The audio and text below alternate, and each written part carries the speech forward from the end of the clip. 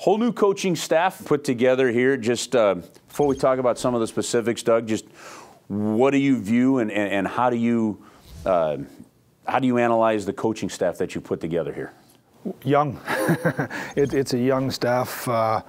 Mike Yeo is, I think, 44 years old now. Steve Ott's coming in his mid-30s. Daryl Sador in his early 40s. Craig Berube coming on board as an associate coach is the old man in the staff, just around 50-ish. So Daniel Tkachuk coming on as an assistant/skills coach is a real a new animal for us. We really believe that we have to continue to improve our skill on a day-to-day basis, and having him on the staff. And then David Alexander's another very young coach. He's going to handle our goaltending. He's coming from Syracuse, where they had just finished in the finals and didn't win the championship, but he comes with a good resume and a lot of good recommendations. So it's an interesting staff. It's a young staff, and a staff that I think can grow with our younger players. What were you looking for when putting the staff together? Well, Mike and obviously I gave Mike the final say, and he has to work with these guys every day. But what you try and do is look where Mike might need some, fill in some of the vacancies in his resume. And I think having guys that have played the game for a number of years, a guy like Ott, a guy like Sador, a guy like Berube, is really good for Mike to have that. They can.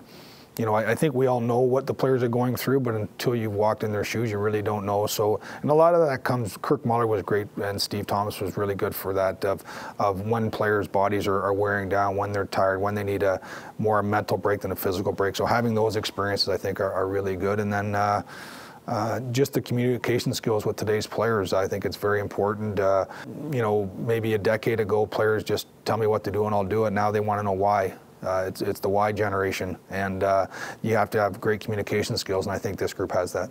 The game looks like it's changed a bit, where it's no longer just kind of the one head coach, you know, two assistants, and then you go at it. It's a sizable coaching staff. How do you sort that out? Well, I think it comes because of the players' needs now of the Y generation. They want individual attention. And I think you have to have the number of people with that. It's still, I think, on the bench, it's still sort of the classic. You have the head coach, the one guy working with the forwards, the guy running the D. It's the other coaches that you have that are really helping out in the preparation and the day-to-day stuff behind the scenes that's expanded. Is that becoming more regular and new to hockey than it was in the past? I think so. I think the salary cap era was always going to add. Other sports have shown that the wealthier teams are always looking to get a foot ahead of the next team, and if you couldn't do that with player payroll, you do it with either expanded workout facilities, extra staff. There's lots of different areas, and if we want to try and compete with the top teams in the league, we have to stay current with that.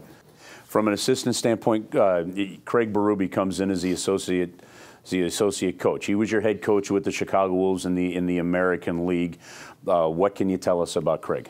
Well, Craig's a relatively black and white human being. He's a great guy to communicate with, but you really know where you stand, and I think the players really enjoyed that from him down in Chicago, and also having the opportunity to talk to some guys in the Flyers organization that played there or work with Craig. He's very consistent in his approach, and I think the players like that. He understands right from wrong. He has values that are non-negotiable, and he has expectations that he expects his players to play for. Now, as an associate coach, it's a different role than a head coach, and he's going to have to apply the salve a little bit more, maybe, as Mike will ruffle the feathers, but that's his job responsibility, and I know he'll be good at it. From the next standpoint, we talked a little bit about skill, Daniel Tkachuk and his position. Yeah, Daniel came in. He was with the Kitchener Rangers of the OHL, a former first-round pick, very dedicated to the skills portion of the game, travels the world doing seminars, and does a lot of one-on-one and a lot of group things. And he made a great presentation to Mike and I on the drills that he does with the players. He tries to incorporate why they're doing it, how this is going to help your game, and when you talk to young players today, which is different than even a decade ago, they all have a nutritionist at 16, 17, and they all have a skills coach. And it just felt that when we got them to the NHL, we were taking one of those things away, a skills coach, and I just, and the organization felt that you know, we need these players to continue to get better, and it's not just the young players. When you get into your 30s, you know, and your skills start to deteriorate, once they go, they're hard to get back. So we want to try and extend these careers as long as possible. David Alexander now comes in as the goaltending coach. What was important in this search? Well, Marty headed up the search, and he came with David's name. David's worked with Syracuse of Tampa Bay's farm team. Has worked with some very good goaltenders there. Obviously, I talked to people in that organization that spoke very highly of him. He and Jake have a relationship. Jake, he's coached Jake since midget. At different times, Jake goes to summer goalie camps, and that's not the sole reason we did it, but having someone in your corner saying that he's a good coach certainly helped out.